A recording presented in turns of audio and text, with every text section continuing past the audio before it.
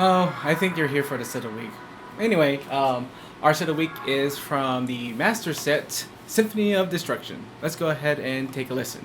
Now, the Symphony of Destruction is all about different sets, and what you're trying to do is some of the cards are basing off the cards from other sets to score even more. So, the more different sets you have in your tableau, the more you will score for most of the cards anyway. So, let's go ahead and start with Fred Hermes, and he is an ongoing card that gives you 4 points for anytime you play a different card in a different set. So, you're going to be scoring about 20 points for him if you kind of follow what he does. So the max is 20. So but it's best to play him early.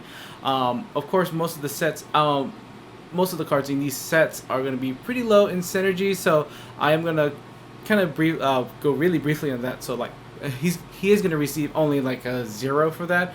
For versatility, it is going to be still pretty low as well. Our next card is Mike the Jackal, and he's the complete opposite. Now, our next card is Mike the Jackal, and he's the opposite of Fred, and he is a plate card that gives you 4 points for every other set you have in your tableau. So he's actually played better later in the tournament when you have more cards of different sets. Our next card is Elvis, and he's a scorecard that gives you 5 for every different set you have in your tableau. So including himself, that it's going to be 5 each, so that is going to be up to 30 points. Now, contrary to other cards in the set, John Lemon actually goes off for a different set, but only one main set for that. So he has two effects he can do. First, he has a play effect that attaches a card from your hand to him when you play him, and as an ongoing effect, whatever set that card is from, he's going to protect. So cards are not like unflippable for that, and it also gives you 4 points for every card you're going to flip. Unfortunately, that John Lemon itself can still be flipped, and then people can start flipping with that. But it's still pretty good, and it's probably one of the more powerful cards actually in the whole game if you know how to use them correctly. And the super rare is Evil Beethoven.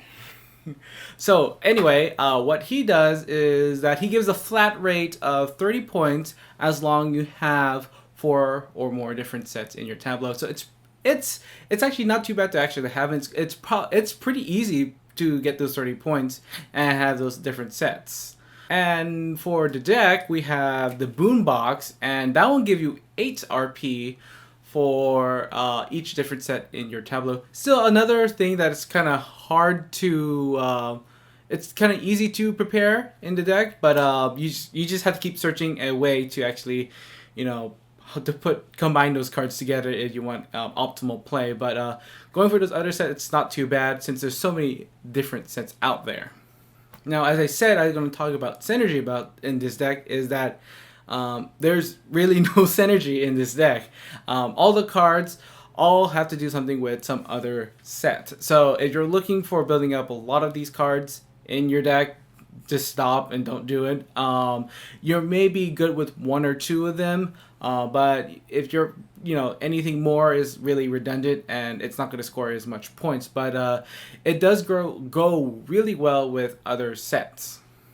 And then as for the core cards, also it's not very good there as well, because the core set is just one big set, and that you're not going to score very much if you keep going with that. So anyway, yet to fully utilize this set, you have to venture off in different sets if you know how to. So building a deck is really important if you want this some of the cards in this to work very well. Now, for all the cards you can actually find in a deck that can be different sets is you got the core set, which is 1. Then you have 12 that could be found in the set. So in total, there are 13 different sets in the core set, minus the promos if you're gonna count that from the promo packs. Then we also have the promo sets that are available. Plus, you get the other promo sets after the tournament, and also you can trade cards with people from their beginner set, their starter sets, for even for more flexibility and for more cards you can take for that. So that's quite a lot to work with, and it's actually not too bad to work with all these sets. So if you're trying to figure out a good kind of deck to play off it. So I am also going to give it a collector's alert because the type on that is all citizens, so you can actually find citizens. So it goes all the way up to the 8 and down to the 4. Yeah, so 4-star ranking to all the way to 8-star ranking.